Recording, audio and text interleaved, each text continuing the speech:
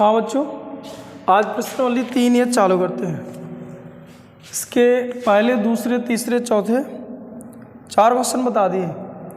पहला, दूसरा, तीसरा, चौथे 4 क्वेश्चन हो चुके हैं। आज हम लोग 5वें क्वेश्चन से देख रहे हैं। 5वां क्वेश्चन था बेटा,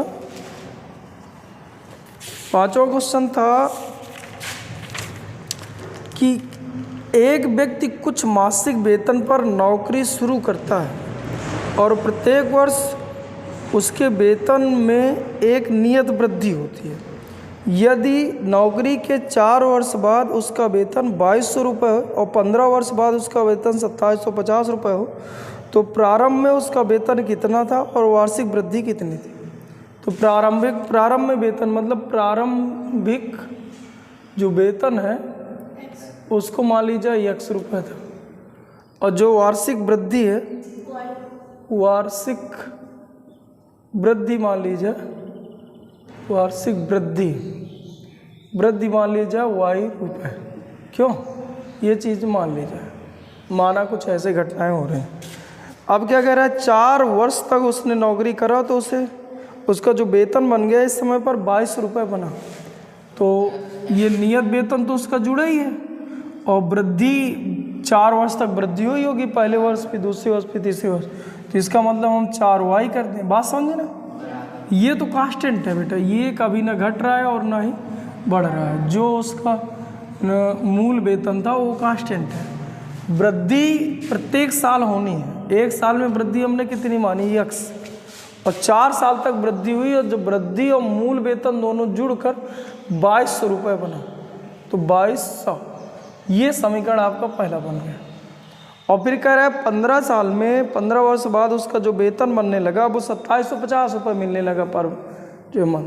इसका मतलब हम लोग क्या करें, जो मूल वेतन था वो तो है ही है, 15 साल उसमें वृद्धि हुई, तो अब वृद्धि बढ़ के कितनी, मतलब टोटल बढ़ के कितना हो गया वेतन, 27, यानी वृद्धि 500 की और हो गई। ठीक है, ये समीकरण हम लोग कर दें सेकेंड। तो कह रहा था कि बताइए उसका प्रारंभिक वेतन कितना है, यानी मूल वेतन कितना है, और वार्षिक वृद्धि कितनी ज्ञात कीजिए। कुल मिला के और x और y निकालने। क्यों भाई, घटा दिया जाए तो माइनस माइनस माइनस ये हो जाएगा, प्लस माइनस कट जाएगा, माइनस बच जाएगा, -11y। क्या सही लिख रहा है बेटा, ये कितना हो जाएगा, 0 0 और ये 5 माइनस, तो y बराबर कितना आ गया, -500 बट्टे -11। क्यों, शायद 2750 है क्या, अच्छा 2750 वेतन है। 15 साल बाद उसका वेतन 2750, ये कितना हो जाएगा, अरे कहे झगड़ रहे हो, इससे घटा लो ना, 2200 0 5 5 550 को 550 हो गया। ठीक है, अब ये हम लोग करें क्या, माइनस से माइनस काट दे, तो 11 5 55, यानी 5 रुपये की वार्षिक वृद्धि है। 5, अच्छा एक 0 भी बच रहा है क्या, 50 रुपये। एक साल में 50 रुपये बढ़ेगा। ठीक है, मतलब हर साल आपका 50 रुपये वेतन बढ़ जाएगा। मूल वेतन कितना था, समीकरण फर्स्ट में रख दें, तो x + 4y बराबर 2200। तो x + 4 गुणे y का मान रख दिया जाए 50 बराबर 2200। x + 4 पंच 20, क्यों 2200। तो अगर आप देखो इधर 200 उधर घटा दिया जाए, x बराबर कितना आ जाएगा, 2000। क्यों, इसका मतलब उसका जो मूल वेतन है वो 2000 रुपये है, और हर साल 50 रुपये बढ़ेगा। तो 4 साल में कितना बड़ा होगा, 4 साल में बड़ा होगा 200 रुपये, तो ये 2200। और 15 साल में कितना बड़ा होगा, 15 × 75 750 रुपये। तो 2000 ये था, और 750 होगा तो 2750। बात सही है, चलिए ठीक। अगला क्वेश्चन देखें। क्वेश्चन नंबर, ये क्वेश्चन तो सरल था यार। क्वेश्चन नंबर 6वां, पहले के 4 क्वेश्चन कर लिए हो ना। हाँ, क्वेश्चन नंबर 6वां देखें।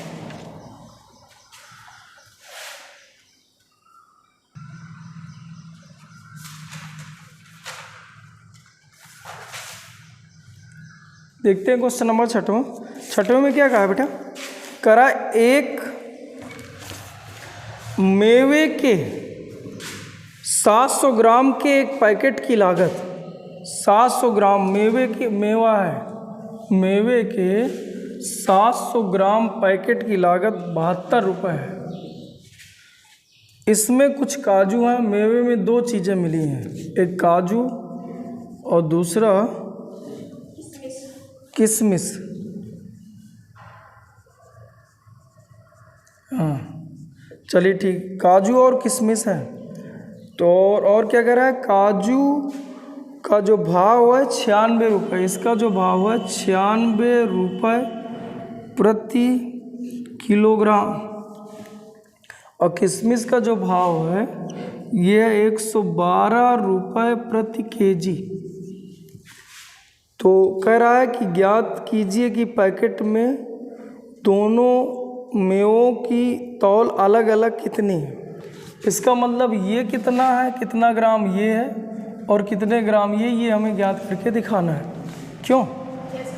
तो अब देखो इसमें हम दो तरह से समीकरण बनाएंगे।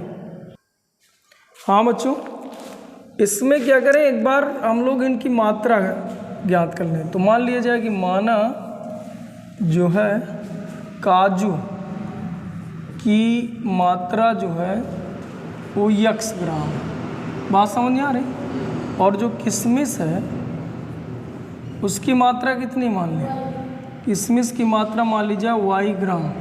तो दोनों मिलके कितने ग्राम बनना चाहिए, 700 ग्राम। तो यानी हम लिख सकते हैं कि x प्लस y बराबर इनकी मात्रा 700 ग्राम हो जाए। समीकरण हम लोग इसको फर्स्ट बनाएंगे। दूसरा मूल्य का निकाल लो, देखिए दूसरा समीकरण यहाँ से बन जाएगा।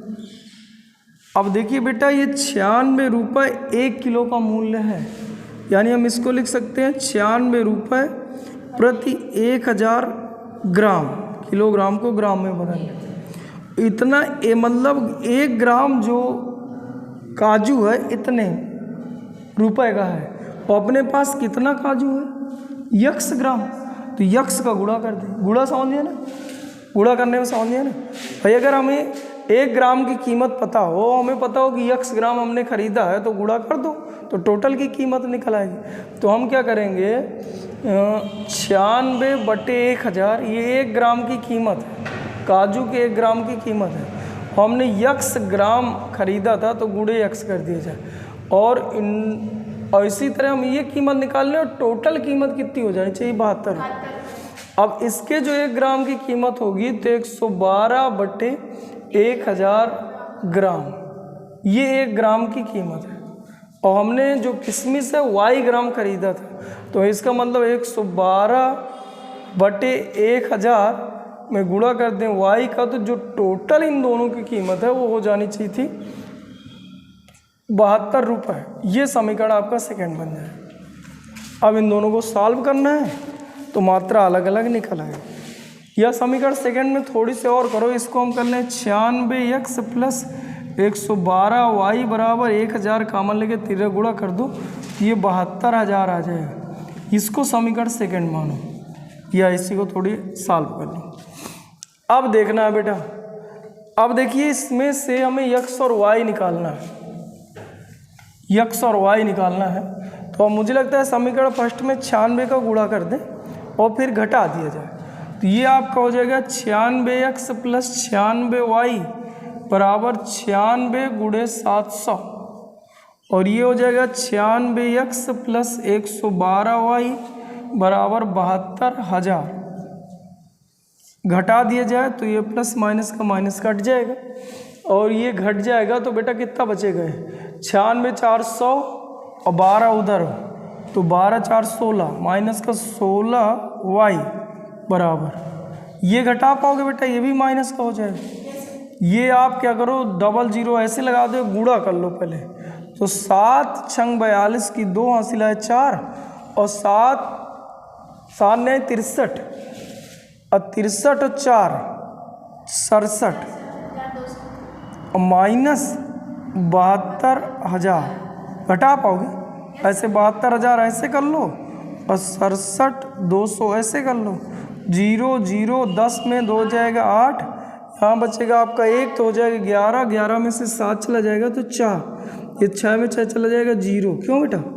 तो माइनस का 4800, y बराबर करोगे तो बटे में 16 आ जाएगा। बात समझ नहीं आ रही? माइनस से माइनस काट दो, 16 या 48, तो मतलब 300 ग्राम, 300 ग्राम उसने खरीदा था। y क्या है बेटा? किशमिश। 300 ग्राम किशमिश खरीदा। अब क्या करा जाए? इसको उठा के रख दिया जाए समीकरण फर्स्ट में, दोनों मिला के कितने थे? 700, और y है 300, 300 उधर जाएगा तो घट जाएगा। इसका मतलब काजू की मात्रा कितनी है? 400 ग्राम। आ गया बेटा? चलिए क्वेश्चन नंबर 6वां हो गया, 7वां देखिए। क्वेश्चन नंबर ये 6वां था बेटा। क्वेश्चन अच्छा था, समीकरण बढ़िया बना लो, इसके बाद हल करो। एक इनकी मात्रा से, मतलब एक समीकरण मात्रा से बना लो, एक पैसे से बना लो, 2 समीकरण बनेंगे। दोनों की मात्रा मिला दिया जाए तो 700 होना चाहिए, दोनों का पैसा मिला दिया जाए तो 72 रुपये। रेट निकाल के करो। चलिए ठीक। एक क्वेश्चन नंबर 7वां कह रहा है, 7वें में कह रहा है कि किराए पर पुस्तक देने वाले किसी पुस्तकालय का जो रेट है वो बता रहा है। किसी पुस्तकालय का प्रथम 3 दिनों का एक नियत किराया है, तो मतलब 3 दिन का कांस्टेंट है।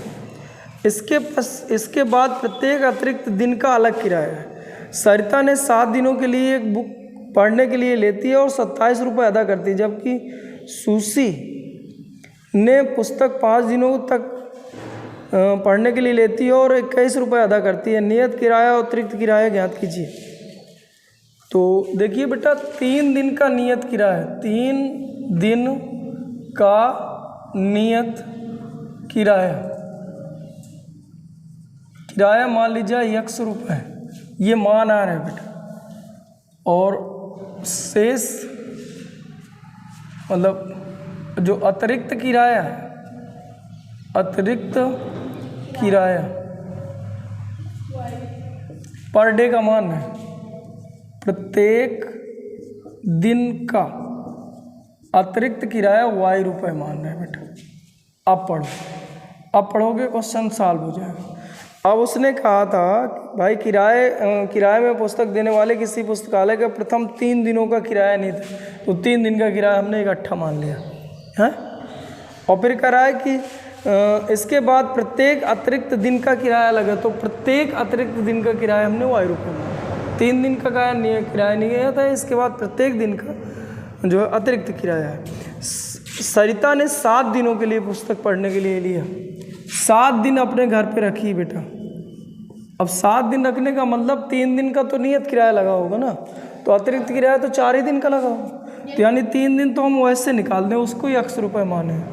और 4 दिन, भाई 7 दिन था तो 4 और बचे तो 4y, क्योंकि ये 1 दिन का हमने y माना, तो 4 दिन का 4y बराबर उसने 27 रुपये अदा करे, तो समीकरण फर्स्ट बन गया। फिर क्या कह रहा है, जबकि सुशी ने एक पुस्तक 5 दिनों के लिए रखा। अब देखिए 5 दिन के लिए अगर ये समीकरण बनाते तो 3 दिन का इकट्ठा किराया 100 रुपये और प्रत्येक अतिरिक्त दिन का किराया y रुपये, तो 5 में से 2 दिन बचा यार, तो 2i बराबर कितने रुपए बच रहे हैं? 21। इसको समीकरण सेकंड कर दें, आसानी से हल कर लें तो दोनों किराया निकल आएगा।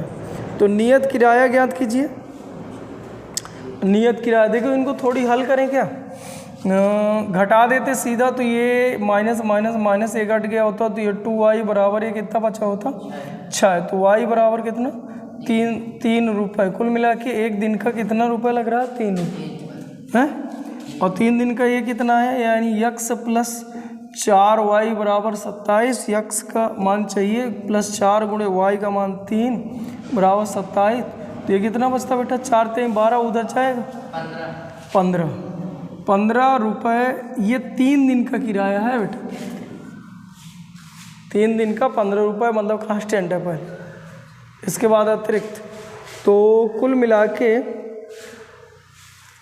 नियत किराया ज्ञात करना था 15 रुपये, और एक दिन का अगर नियत किराया पूछा जाए तो एक दिन का कितना, 5 रुपये। एक दिन का नियत किराया 5 रुपये हो जाता है, और 3 दिन का जो नियत किराया 15 रुपये लग रहा है, और एक दिन का अतिरिक्त किराया 3 रुपये लग रहा है। ठीक है, आगे देखो क्वेश्चन नंबर 8वां। क्वेश्चन नंबर 8वां क्या कह रहा है बेटा? 8वां कह रहा है कि कुछ किसानों के बीच बराबर बराबर, कुछ किसानों के बीच धन जो है बराबर बराबर बांटा जाना है यदि 2 किसान कम होते। एक धन है, कुछ मान लीजिए अपने पास रकम है, ठीक है, इसको किसानों पे बराबर बराबर बांटना है।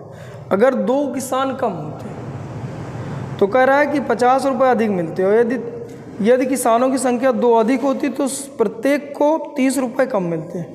कुल धनराशि और कुल किसान ज्ञात कीजिए।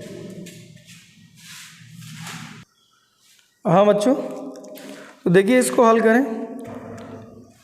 इसमें हम लोग मान लें कि कुल धनराशि और किसानों की संख्या पूछा है, तो इसमें माना जाए कि माना किसानों की संख्या है, किसानों की संख्या मान लीजिए यक्स व्यक्ति हैं, यक्स लोग हैं, ठीक है। और क्या कह रहा है कि कुल धनराशि और किसानों की संख्या ज्ञात कीजिए।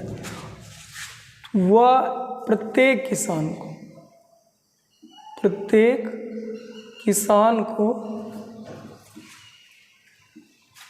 Y रुपये मिलते हैं। एक किसान को Y रुपये दिया जाता है, और किसान कितने, यक्स। तो बताइए कुल कितने रुपए बटे, कुल रकम यक्स इंटू वाई हो जाएगा। नहीं बात समझ भाई, एक किसानों संख्या यक्स है और एक को हमें Y रुपये देना है, तो दोनों गुणा कर दिए जाए। जैसे 10 बच्चे हों, प्रत्येक को हमें 2-2 रुपये देना है, तो 20 रुपये लग जाएगा ना। सबको भी 10 बच्चे 2-2 रुपये दोगे तो 20, मतलब गुणा कर देंगे कुल मिला, तब यार कुल रकम इतनी होगी। अब उसने क्या कहा, यदि किसानों की, यदि 2 किसान कम होते तो किसान में 2 कम कर दो। प्रश्नानुसार है बेटा, प्रश्न पढ़िए तो उसमें लिखा है प्रश्नानुसार यदि किसान 2 कम होते यक्स -2 कर दिया जाए। और तो कह रहा है प्रत्येक किसान को 50 रुपये अधिक मिलते। तो अभी प्रत्येक किसान को यक्स रुपये मिल रहा था, अब 50 रुपये और ज़्यादा मिलेगा। तो इसका मतलब हम लोग कर दें y + 50, क्यों y + 50, लेकिन अभी भी गुणा करें तो रकम तो यही बट रही है। जो रकम एक बार इकट्ठा कर ली गई उसी को बांट रहे हैं। बांट करने में वो देख रहे हैं कि यदि 2 किसान कम कर दें तो 50 रुपये ज़्यादा मिल रहे हैं, मतलब अभी भी रकम आप यक्स वाई ही बांट रहे हो जो स्टार्टिंग में रकम थी। यानी इसका गुणा कर लीजिए तो x into Y plus 50x - 2y - 100 बराबर x into y. X y से एक्स वाई कट गया तो ये हो जाता बेटा 50x - 2y बराबर कितना लिखा जा सकता है, 100 बराबर 100। ये समीकरण आपका फर्स्ट हो गया। फिर पुनः पढ़िए, पुनः कराई यदि किसानों की संख्या 2 अधिक होती तो जो किसान माने थे उसमें 2 जोड़ दो, यानी x + 2 हो जाएंगे। तो कह रहा है कि प्रत्येक किसान को 30 रुपये कम मिलते, यानी प्रत्येक किसान को अभी जो Y रुपये मिल रहा था Y में 30 रुपये और कम हो जाए, तो Y - 30 कर दिया जाए, 30 रुपये कम मिलते। और रकम आपकी वही है यक्स इंटू वाई। इसी रकम का बंटवारा हो रहा है। बंटवारा 2 तरह से हम लोग सोच रहे हैं कि अगर 2 किसान कम होते तो 50 रुपये अधिक मिलते, यदि 2 किसान और ज़्यादा आ जाए तो 30 रुपये कम मिलेगा। तो चलिए ठीक है, इसका इससे गुणा करिए तो यक्स इंटू वाई हो जाएगा -30x + 2y - 60 बराबर यक्स इंटू वाई। इससे इसको देख लो बेटा, लिखा है -30x + 2y बराबर 60। ये समीकरण अपना सेकेंड हो गया। अब मुझे लगता है कि इन दोनों को जोड़ दिया जाए तो 50x - 2y बराबर 100 और -30x + 2y बराबर 60। क्यों बेटा, जोड़ दिया जाए तो प्लस माइनस कट गया, और ये घट गया तो 20x बराबर 160, तो भाग कर दो तो x बराबर आ जाता कितना 8, यानी x का मान 8 आया। x मतलब किसानों की संख्या, किसानों की संख्या 8 है बेटा। x का मान यहाँ से 8 आ गया, x बराबर 160/20 करोगे तो 8 आ जाएगा। 8 किसान है। अब ये मान समीकरण फर्स्ट है तो सेकंड में रख दीजिए, मान लीजिए यहाँ रख दिया जाए तो 50x - 2y बराबर 100 दिया है और x का मान 8 रख देना है, तो 8 × 45 400 - 2y बराबर 100, तो y बराबर हो जाता है, ये इधर जाएगा तो -300/2 मतलब 150 रुपये, यानी प्रत्येक किसान को 150 रुपये दिया जा रहा है। वो 8 किसान है। उसने पूछा था कि कुल धनराशि ज्ञात कीजिए और किसानों की संख्या ज्ञात, तो कुल रकम चाहिए। तो 8 किसान है, एक किसान को 150 दिया जा रहा है, तो ये 1200 रुपये हो गया। तो कुल रकम 1200 का बंटवारा था 8 किसानों के बीच। प्रत्येक किसान को 150 मिलेगा और किसानों की संख्या 8। चलिए ठीक, क्वेश्चन नंबर 9 देखिए, समझ में आया ना बेटा? हाँ, ये माना थोड़ी इसमें अच्छा था, अगर अच्छे से आप मान लेंगे तो बेटर रहे, वरना फिर गड़बड़ हो जाए। किसानों की संख्या मान लीजिए, प्रत्येक किसान को कितने रुपये मिला तो रकम निकल आएगी। अब इसी रकम का बंटवारा, अगर बंटवारा कर लो, करना हमें XY का ही है, दोनों बार रकम ही निकालें। संख्या किसानों की संख्या 2 घटाए, रकम बढ़ाए, दोनों गुणा कर दी तो अभी भी रकम ही निकले। जैसे यहाँ दोनों का गुणा करे थे तो रकम निकलाए थे, ऐसे ही यहाँ पर भी निकले। चलिए ठीक है, क्वेश्चन अगला देखिए 9। हाँ बेटा, क्वेश्चन नंबर 9 देखें तो कह रहा है कि एक व्यक्ति ने के पास कुल जो है 72,000 रुपये हैं। उसने 12% की वार्षिक ब्याज की दर से तथा कुछ पैसा शेष पैसा 10% वार्षिक ब्याज की दर से लगाया। कुल ब्याज इतना मिला, बताइए कितना धन लगाया।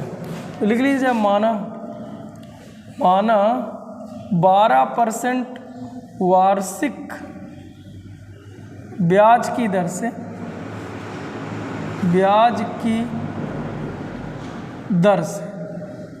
उसने मान लीजिए x रुपये लगाया और 10% वार्षिक ब्याज की दर से मान लीजिए उसने y रुपये लगाया।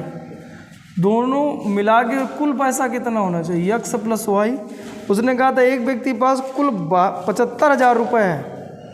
उसने 12% वार्षिक ब्याज की दर से कुछ रुपए तथा शेष रुपए 10% वार्षिक ब्याज की दर से लगाया। कुल ब्याज उसे 8300 रुपये मिला। बताइए उसने किस पर कितना पैसा लगाया। यानी जो पैसा का बंटवारा है टोटल 75,000 होना चाहिए। समीकरण फर्स्ट 75,000, इसको हम समीकरण फर्स्ट दे दें। अब इनका ब्याज निकाल लो और इसको जो ब्याज मिल रही है बेटा 8300 रुपये। यानी इसका ब्याज निकालो तो x गुणे 12/100 ये ब्याज निकल आई, प्लस y गुणे 10/100 बराबर ये होना चाहिए 8300। ये ब्याज निकाल लो भाई, x रुपये का 12% ब्याज निकालो तो ये निकलेगा, y रुपये का 10% ब्याज निकालो ये निकले। जब ब्याज दोनों के जोड़ दिए तो उसने कहा कि 8300 रुपये ब्याज मिलती है, तो ब्याज को ब्याज से जोड़िए 8300 हो जाएगा, पैसों को पैसे जोड़ दीजिए, टोटल पैसे जो है 75,000 रुपये हैं, दोनों को जोड़ दीजिए, उत्तर हो जाएगा। मतलब अब इनको हल करा जाए, क्यों बेटा। अब इसको हम क्या करें, 12x + 10y बराबर 8300, तो ये था ही, ये 100 और गुणा पे आ गए, इतना आ गया। इसको हम कर लें समीकरण सेकेंड। अब मान लीजिए हमें x को काटना है तो इसमें 12 गुणा कर दो तो कितना हो जाएगा, 12x + 12y बराबर 0 0 0, 12 पंचे 60 हासिल है 6 और 12 छंग 72, 12 सत्ते 84 और 84 6 कितना हो जाएगा, 90 हो जाएगा क्या। 84 6 90। 12x + 10y बराबर 1 2 3 4 और ये आपका लिखा 83। अब इसको घटा दिया जाए, माइनस माइनस माइनस, इससे निपट जाएगा तो ये लिखा 2i बराबर 1 2 3 4 0 हो गए और ये मेरे हिसाब से 7 बचेगा। 90 से 83 चला जाएगा तो 7 बचे। तो y बराबर अगर निकालो तो 2 का बटा कर दो, तो यहाँ 2 का भाग करो तो 2 तिहाई 6, 1 7, 1 2 पंचे 10 और 3 टू 0, यानी 10% वार्षिक ब्याज की दर से उसने 35,000 रुपये लगाया था। टोटल उसके पास था 75,000 रुपये। तो यानी x प्लस वाई बराबर जो 75,000 है उसमें से x का मान निकालना है तो y का मान घटा दिया जाए, यानी 75,000 से 35,000 घटा तो 0 0 0 0 और ये 4, कुल मिला के 40,000 रुपये उसने 12% वार्षिक ब्याज की दर से लगाया है और 35,000 रुपये उसने 10% वार्षिक ब्याज की दर से लगाया है। ये दोनों इसके उत्तर होंगे। ठीक है, आए समझ में? एक बार हमने x और y रकम मान ली, टोटल रकम 75,000 है, दोनों को जोड़ दिए। एक बार उनका ब्याज जोड़ दिया तो ब्याज उससे दिया गया 83,100 रुपये, तो ब्याज जोड़ दिया तो समीकरण फर्स्ट और सेकंड बन गया। आसानी से फिर हल कर ली। क्वेश्चन नंबर 10वां देखिए। क्वेश्चन नंबर 10वां कह रहा है कि एक व्यापारी ने बैंक से 5,000 रुपये, एक व्यापारी ने बैंक से 5,000 रुपये कुछ में से कुछ रुपए 12% वार्षिक ब्याज की दर से और शेष रुपए 15% वार्षिक ब्याज की दर से साधारण ब्याज पर उधार लिया। 2 वर्ष पश्चात उसे 6320 रुपये बैंक में देने पड़े। तो ज्ञात कीजिए व्यापारी ने प्रत्येक दर पर कितना कितना रुपये उधार लिया। तो ठीक है, फिर से सेम क्वेश्चन था बेटा। माना 12% वार्षिक ब्याज की दर से, वार्षिक ब्याज की दर से मान लीजिए उसने x रुपये लिए और दूसरा था 15% वार्षिक ब्याज की दर से मान लीजिए y रुपये लिया। तो कुल उसने रुपये लिया 5,000 रुपये, यानी जो टोटल ये पैसा अगर जोड़ दिया जाए तो x प्लस वाई बराबर उसने लिया था 5,000। तो 5,000 समीकरण फर्स्ट बना दो। एक बार ये रुपए जोड़ के समीकरण फर्स्ट बना लो, एक बार ब्याज जोड़ के समीकरण सेकंड बना लिया जाए। अब इसका 12% निकाल लो तो x गुणे 12/100 प्लस इसका 15% निकाल लो तो y गुणे 15/100 बराबर। अब देखिए उसने टोटल 2 वर्ष बाद है, 2 वर्ष का निकालना है। ये 1 वर्ष का निकला, क्यों भाई?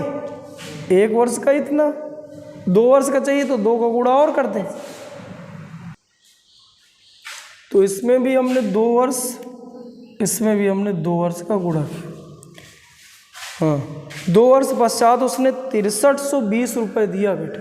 उसने जो टोटल चुकता करा 6320 रुपये, लिया कितना? 5,000 रुपये। दे चुकता कितना कर रहा है?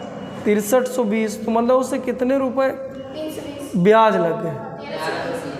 1320 रुपये उसने ब्याज लगा। और ये ब्याज ही जोड़ रहे हो तो यहाँ 6320 नहीं रखोगे ना, 5,000 रखोगे, ब्याज रखोगे तो ब्याज कितना था? 1320। बात तो में समझ गया ना? चलिए ठीक। ये 2 का समझ गया गुणा क्यों? x गुणे 12/100, ये तो ब्याज का सूत्र हो गया, समय का गुणा कर दो। या साधारण ब्याज का अगर तुम्हें सूत्र पता हो तो मूलधन गुणे दर गुणे समय बटे 100। तो मूलधन कितना है? x, दर कितना है? 12%, समय कितना है? 2/100, या ऐसा समझो। चलिए ठीक। अब यार इसको हम लोग थोड़ी हल कर लें। तो ये लिखा है आपका कितना? ये लिखा है 12x प्लस 15y बराबर। इधर आप देखिए तो ये 50 लिखा है, ये 50 लिखा है ना बेटा, और 50 का तिलक गुणा हो जाएगा तो 1320 और गुणे 50, समझे ना? 50 का तिलक गुणा हो तो ये हो जाएगा 12x प्लस 15y बराबर 0 0 5 9 10 0 हासिला 1 5 3 15 1 16 की 6 हासिला 1 और 5 1 के 5 1 6 6600 क्यों 66,000 ना, 100 आ रहा है, 2 जीरो तो ये सीधे लग गए। अब 5 दूना 10, जीरो हासिल है 1, और 5 3 15, 16 की 6 हासिल है 1, 5 1 के 5 1 6, 66,000 आएगा। अब देखो बेटा इन दोनों को हल कर लें तो उत्तर आ जाए।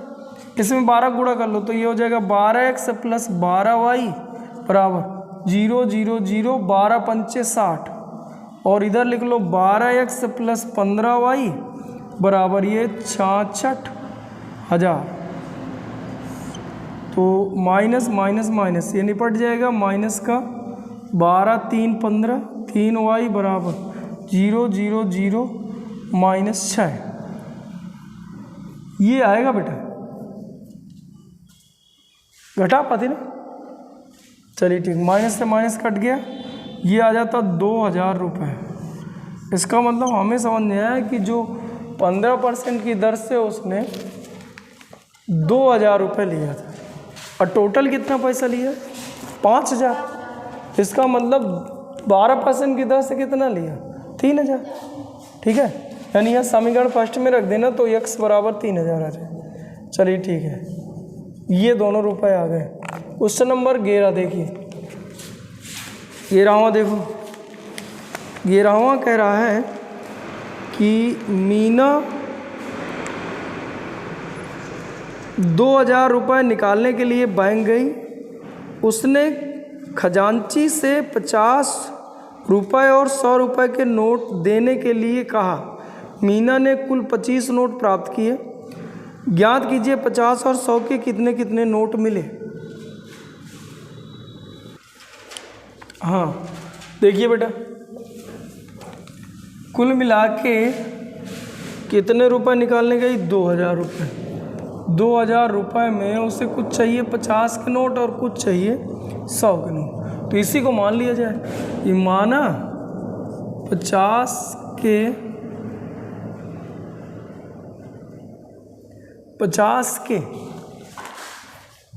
नोटों की संख्या कितनी मान ली जाए,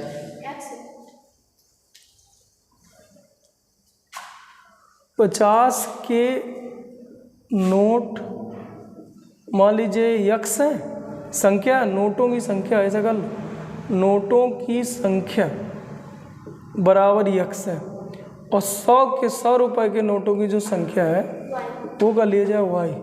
तो उसमें साफ साफ बताया कि 50 और 100 के नोट देने को कहा। मीना ने कुल 25 नोट प्राप्त किए, यानी अगर नोटों की संख्या जोड़ दी जाए तो कितनी होनी चाहिए 25, यानी x प्लस वाई बराबर 25, समीकरण फर्स्ट।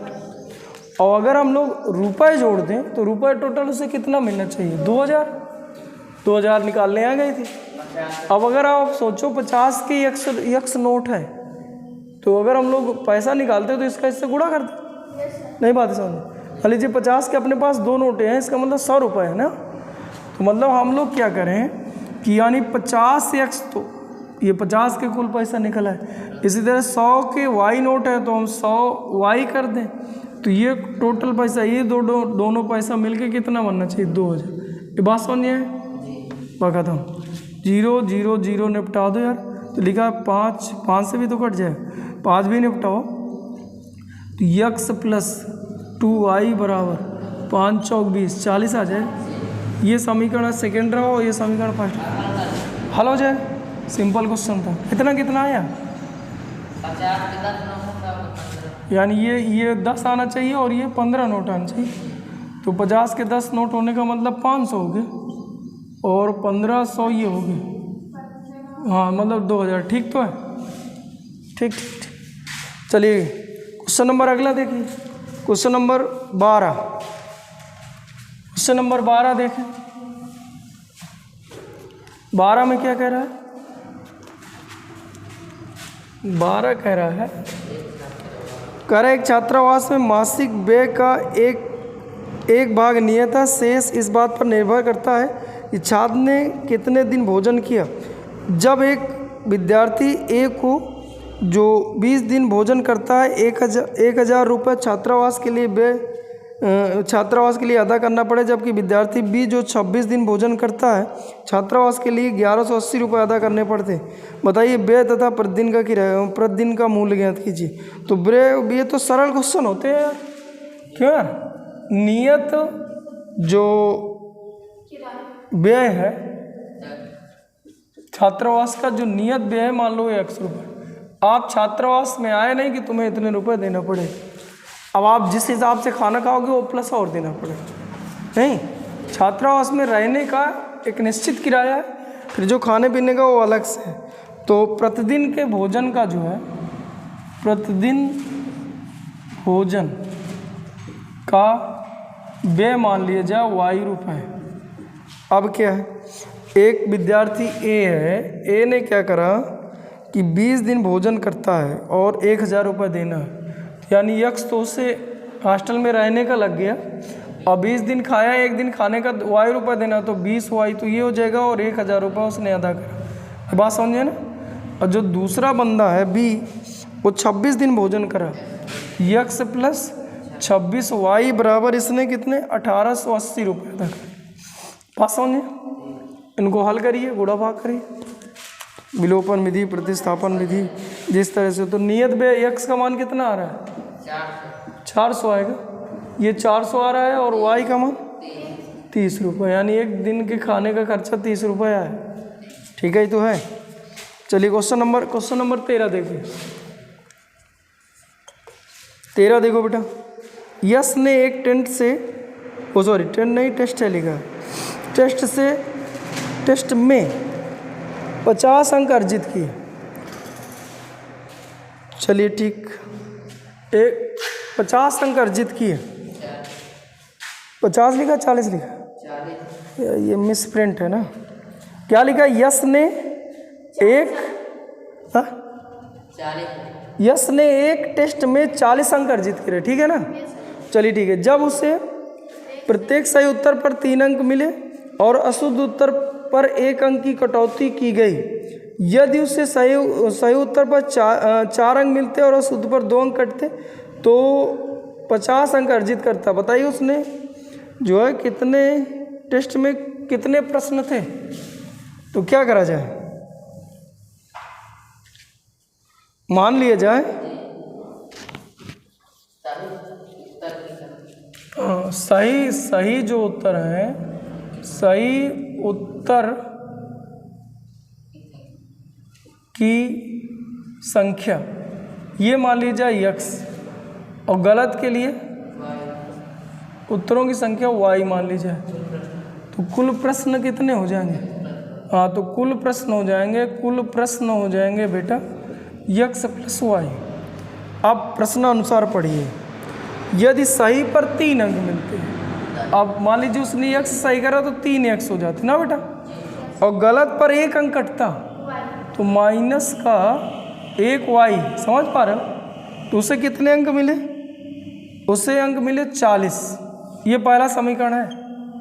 दोबारा कह रहा है कि यदि उसे सही पर 4 अंक मिलते, इसमें 4 अंक मिले तो ये 4x हो जाए, और कह रहा है अशुद्ध उत्तर पर 2 अंक कटते, अशुद्ध पर 2 अंक कटते तो माइनस हम लिखे 2i, तो बराबर इसको मिल रहा है 50 अंक। खत्म, हल कर लेते।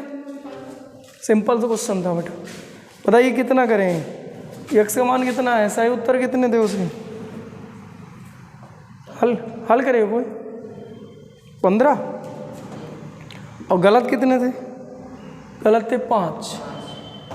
तो बताइए पहला वाला देख चेक करो आ रहा है कि नहीं आ रहा। मान लीजिए हमने 15 क्वेश्चन सही करे तो हमें कितने मिले, 15 थी 45 अंक मिल गए, और हमने 5 गलत करे, एक नंबर कट भी गया, तो 5 अंक अपने कट भी तो गए, तो टोटल अंक कितने मिले 40। ठीक तो है, मतलब उत्तर सही है। कुल मिला के इसका उत्तर 15 और 5 आने चाहिए। करिए खुद से। 14वां क्वेश्चन देखिए।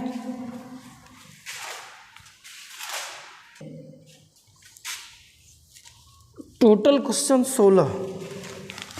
तो चलिए ठीक है, 14, 15, 16 कल देख लेंगे। ठीक है, 1 से लेके 4 तक उधर कंप्लीट कर लिए थे, बाकी ये कंप्लीट करो। बच्चों एक अच्छी सी नोट्स ज़रूर बनाओ। लगातार आप जब क्वेश्चन पढ़ेंगे तो आपको पढ़ने का मज़ा भी मिलेगा। लाइक पढ़ने का मतलब क्या कहें उसको, मन चलेगा। और यहाँ पढ़ोगे तो कुछ समझ नहीं आएगा। तो ठीक है बच्चों, एक मैं क्रम से वीडियो दिया हूँ, आप इन वीडियो को देखते रहो। जहाँ समस्या वो करे इसे तेज़ी से लगा लिया करो। इसमें स्पीड का ऑप्शन रहता है साइड से, आप जहाँ 3 बिंदु होते हैं नीचे जाओगे स्पीड का ऑप्शन होता है, स्पीड से लगा लिया करो, जल्दी जल्दी वीडियो देख जाया करो। और जहाँ समस्या वो करे वो देखो, बाकी आप अपने खुद से करो। ये हिंट के लिए मैंने तुम लोगों को वीडियो बना के दे रहा हूँ। तो ठीक है बच्चों, बाकी हम कल पढ़ेंगे।